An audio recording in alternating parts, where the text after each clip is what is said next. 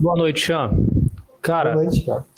primeiramente eu queria agradecer o convite da RoadSec por estar dando esse espaço para os Roads, para a gente poder fazer essas entrevistas. E para mim é um prazer estar podendo estar entrevistando o Chan, porque pelo profissional que ele é, né?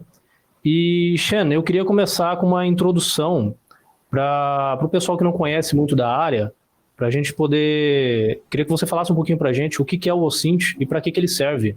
O OSINT é uma sigla, uma abreviação para Open Source Intelligence e é a coleta de informação de dados públicos sobre um alvo.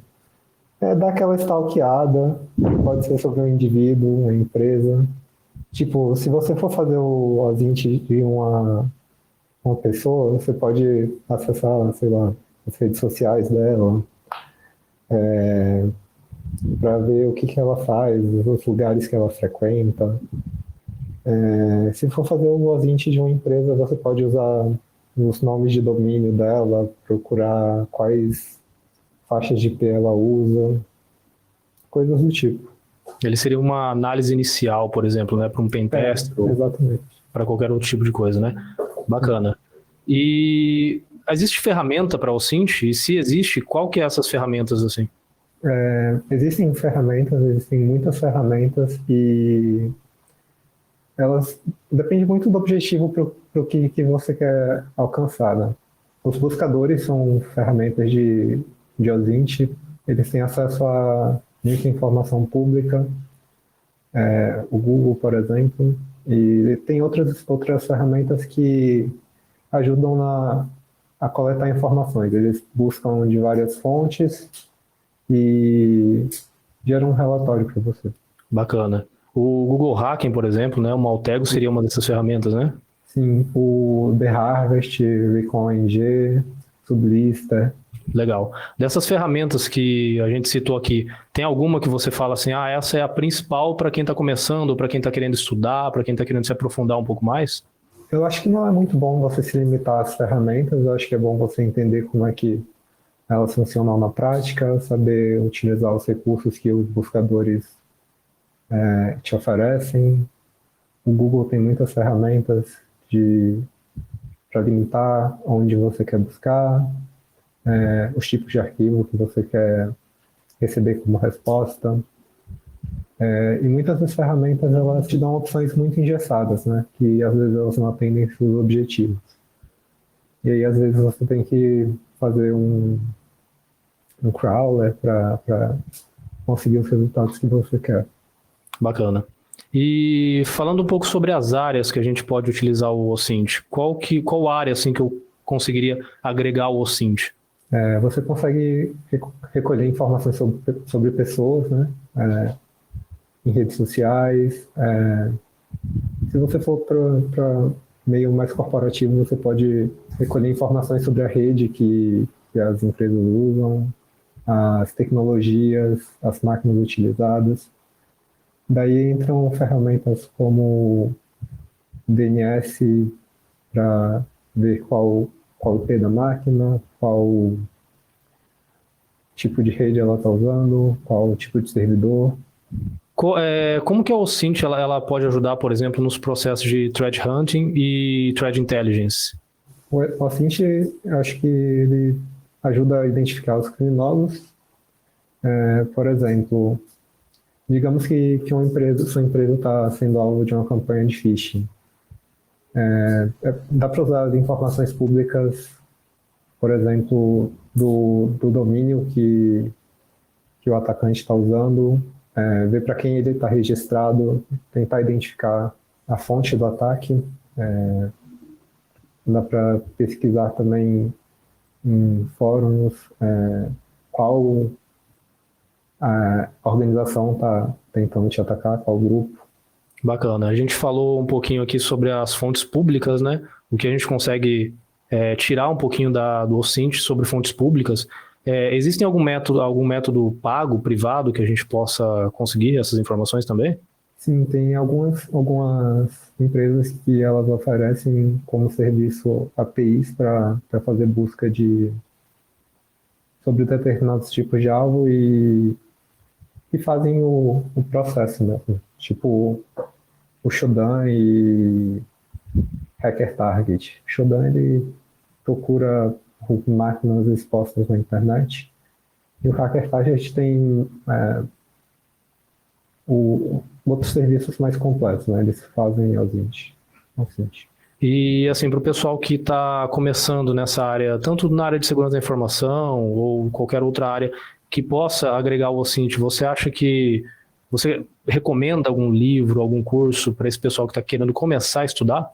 Eu recomendo o Open Source Intelligence Tools, Handbook de 2020, que é um livro que traz várias ferramentas e aí você pode escolher qual você vai estudar e qual é a mais adequada para o seu objetivo final. E eu queria perguntar para você o seguinte, o OSINT, ele faz parte do grupo de inteligência cibernética? Sim, o OSINT é a primeira etapa do processo, né, de exploração e traz várias informações sobre a superfície de ataque que você tem e onde você tem que defender. Dentro da área de inteligência cibernética, por exemplo, a gente tem algumas outras derivações, né? Que é o GeoInt, o MarkInt, o SignInt, se eu não me engano, e todas elas fazem parte da inteligência cibernética, né? E como que você vê que uma empresa ela pode agregar isso aí para ela pode trazer isso aí para ela precisa somente de uma ferramenta, ela precisa estar agregada com todas elas juntas, ou depende muito do foco da empresa, de como que ela quer trabalhar? Depende muito do foco. Para cada ferramenta tem um objetivo e às vezes você precisa de mais de uma ferramenta.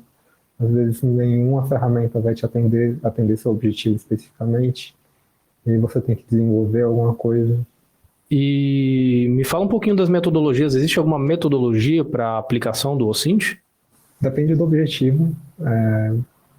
Se você for, por exemplo, fazer o OSINT de uma empresa, você pode pesquisar inicialmente pelo primeiro domínio mais utilizado, né, o padrão, e a partir dele buscar de forma bruta, né, brute force, por força bruta, outros domínios, encontrar novos IPs e assim sucessivamente. Aí você vai usar sua imaginação para o que você quer completar. E se for para pessoas, também você vai pesquisar as redes sociais dela, né? Usar as fontes que você tiver para conseguir seu objetivo. Pegando um gancho aqui da LGPD, por exemplo, que está entrando em vigor agora, você acha que ela afetou muito a OSINT? Ela afetou de modo bom ou de modo ruim? Como que é o trabalho hoje em dia depois da LGPD? Afetou no sentido de que se alguém expor os dados de alguém, tiver algum vazamento, medidas vão precisar ser tomadas que antes talvez elas não fossem. E nesse sentido afeta, sim, mas eu acho que afeta no sentido positivo. Uhum. De que seus dados têm que ser mais protegidos e talvez não se encontrem tantas informações públicas. E quando que isso se torna crime de verdade? Assim, na sua visão, quando que isso sai dos dados abertos, por exemplo, e acaba se tornando um crime?